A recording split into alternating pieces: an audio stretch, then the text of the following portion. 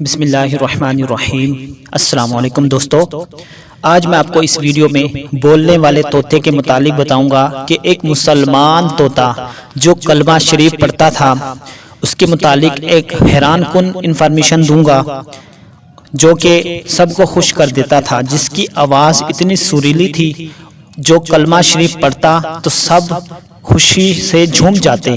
تو وہ طوطا جب اس کی موت واقع ہوئی، جب وہ مر گیا تو سارے لوگ رونے لگے۔ تو ایسی انفارمیشن شاید آپ نے پہلے کبھی نہ سنی ہو ان طوطے کے متعلق جو مسلمان بھی تھا، کلمہ شریف بھی پڑھتا تھا، لیکن اس کی موت نے سب کو رنجیدہ کر دیا۔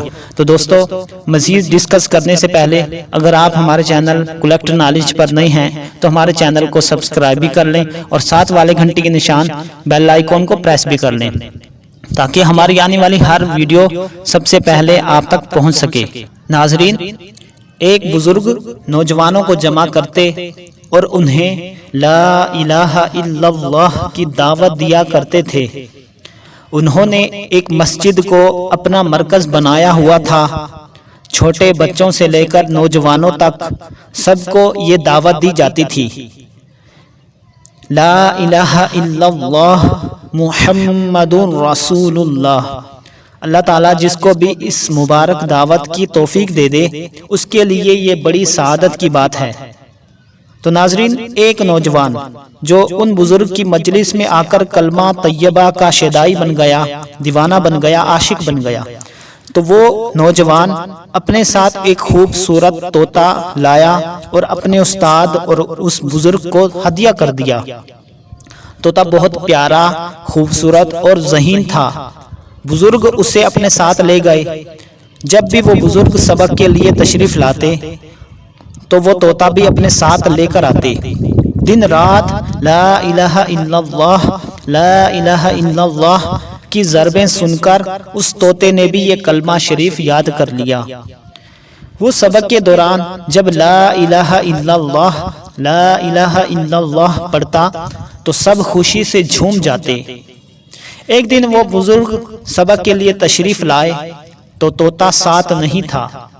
شاگردوں نے پوچھا، حضرت وہ طوطا کہاں ہے؟ تو وہ رونے لگے۔ بتایا کہ کل رات ایک بلی اسے کھا گئی۔ یہ کہہ کر وہ بزرگ سسکیاں لے کر رونے لگے۔ شاگردوں نے تعزیت کی، تسلی دی، مگر ان کے آنسو اور ہچکیاں بڑھتی جا رہی تھیں۔ ایک شاگرد نے کہا، حضرت میں کل اس جیسا ایک طوطا لے کر آؤں گا تو آپ کا صدمہ بھی کچھ کم ہو جائے گا۔ بزرگ نے فرمایا، بیٹا میں طوطے کی موت پر نہیں رو رہا، میں تو اس بات پر رو رہا ہوں کہ وہ طوطا تو دن رات لا الہ الا اللہ، لا الہ الا اللہ پڑھتا تھا۔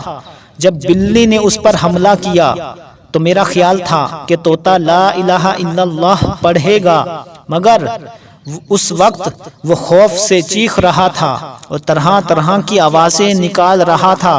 اس نے ایک بار بھی لا الہ الا اللہ نہیں پڑھا۔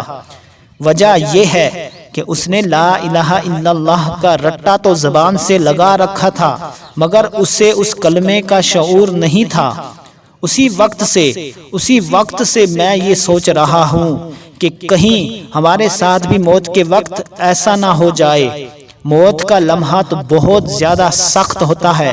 اس وقت زبان کے رٹے بھول جاتے ہیں اور وہی بات منہ سے نکلتی ہے جو دل میں اتری ہوئی ہو۔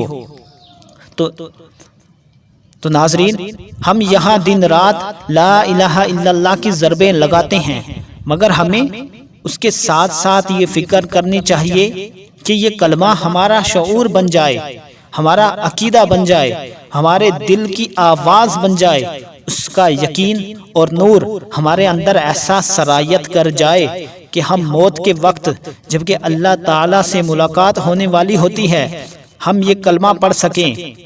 یہی تو جنت کی چابی ہے اور اللہ تعالیٰ سے کامیاب ملاقات کی ضمانت بھی ہے۔ تو بزرگ کی یہ بات سن کر سارے نوجوان رونے لگے اور دعا مانگنے لگے کہ یا اللہ، یہ کلمہ ہمیں طوطے کی طرح نہیں بلکہ حضرات صحابہ کرام اور حضرات صدیقین و شہداء کی طرح دل میں نصیب فرما دیجئے، آمین ثم آمین۔ تو ناظرین، یہ میسج، یہ ویڈیو آپ کو کیسی لگی؟ لائک کر کے اور کمنٹ کر کے ضرور بتائیے گا تاکہ ہماری حوصلہ افزائی ہو۔ Thanks for watching my video. اللہ حافظ۔